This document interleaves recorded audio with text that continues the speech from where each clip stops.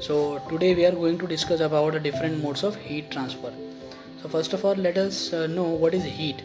So we know that heat is a form of energy that can be transferred from one medium to another medium, and an object cools down when the heat flows out from it, and it warms when the heat flows into it.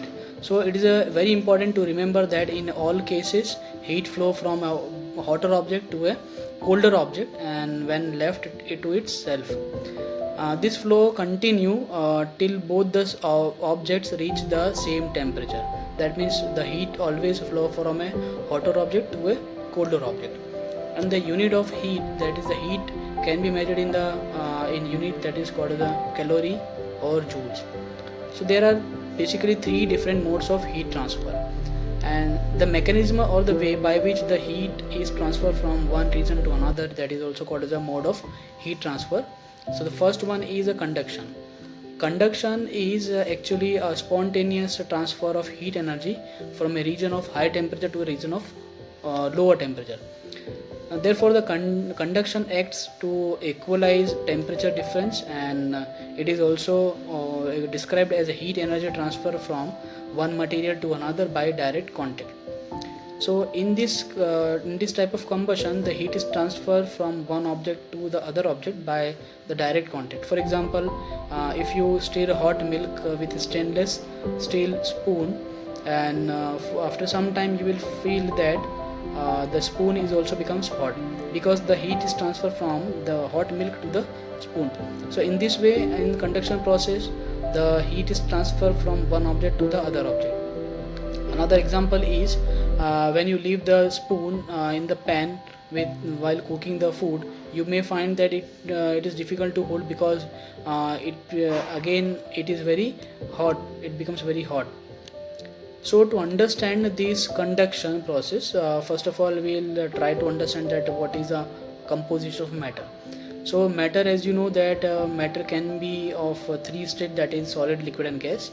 In case of solid, the molecules are tightly packed to each other, and they cannot move, but they vibrate once they take the heat energy from the external environment. So conduction involves the transfer of heat energy from one molecule to the adjacent molecule in a solid. As a solid is transferred as in solid, the heat is transferred and it increases the vibration of the molecules, and which collides with the neighboring molecules, and the process continue till the last molecules. Thus the heat energy is passed on from one molecule to the next, although each individual molecules remain in its original position.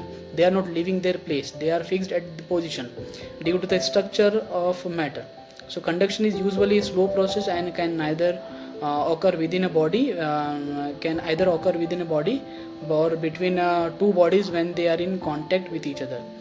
The convection. Convection is the second mode of heat transfer.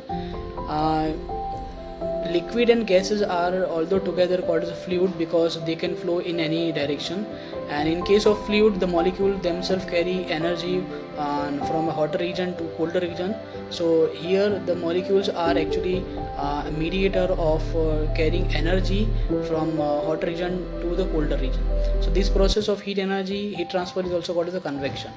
So when a fluid such as a water in contact with an object whose temperature is higher than that of fluid, that heat transfer through the convection occurs. The temperature of the part of the fluid which is in contact with the hot object increases, and the fluid expands, and thus it becomes less dense.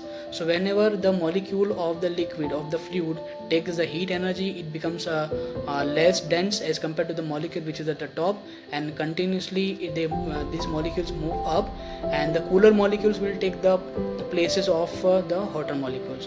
So this process continue until we supply the heat. So some of the molecule which is at the top surface of the fluid, they are become cooler than the molecule which is at the bottom. They replace the place of the hotter molecules.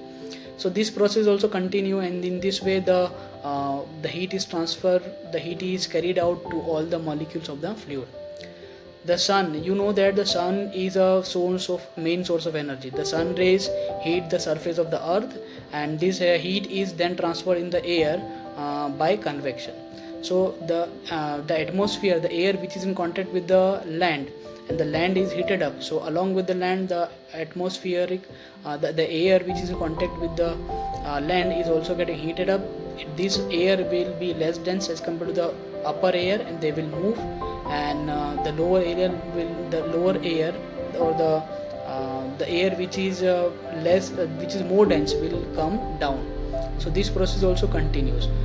Due to this process, land breeze and sea breeze are there, and due to this process, the wind blow from sea to land, and from land to sea, which is also called as land breeze and sea breeze. So what happens during the daytime, the land becomes heated very faster than the water.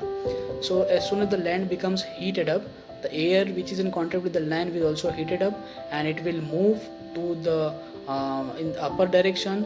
So the molecule which is at the top surface of the water will acquire the place of this, and in this way the molecule from the water will move to the land. That means the direction of flow of wind will be from sea to land, which is also called as a sea breeze, because in the daytime the molecule from the top surface of water is moving to the land due to the convection process, and at night this process exactly becomes opposite. The land cools down faster as a rate than the water, and the warmer air over the sea rises. So the cool air from the land also move towards the sea. Then in this condition, this breeze is also called as a land breeze, because the air is moving from land to sea. So during the process of convection in the nature, the land breeze and sea breezes are there. The third mode of transfer of heat energy, that is radiation. We have already seen that the conduction and convection of heat takes place in a different medium by the movement of molecules in them. But the transfer of heat in radiation does not need a medium. Like heat energy, light energy can travel in the form of wave, it is also called as electromagnetic wave. Heat from the sun reaches us through the process of radiation, and in winter we feel warm when we sit near a fire, or a room heater is used as heat from this source reaches to us, and it feels warm. So the heat and energy, heat or energy that is transferred from one medium, that is source, to the other medium, which is the receiver, is also called as a radiant energy or radiant heat. So all the objects that radiate heat to their surrounding then receive the heat from their surroundings, and every object in the universe, every object also radiate heat from the surroundings and radiate heat to the surroundings.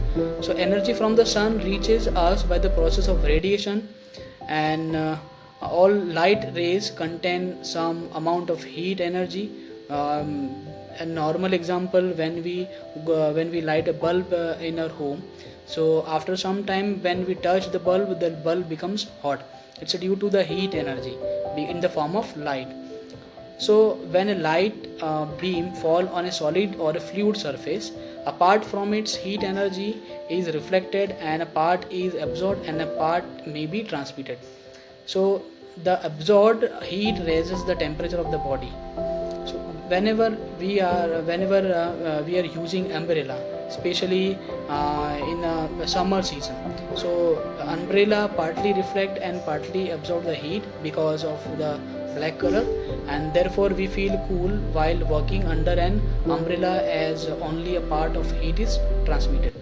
In summer, like light colored clothes, normally we wear light colored clothes because they absorb less amount of heat than the dark color, and this less absorbed cloth we wear to make our body cooler.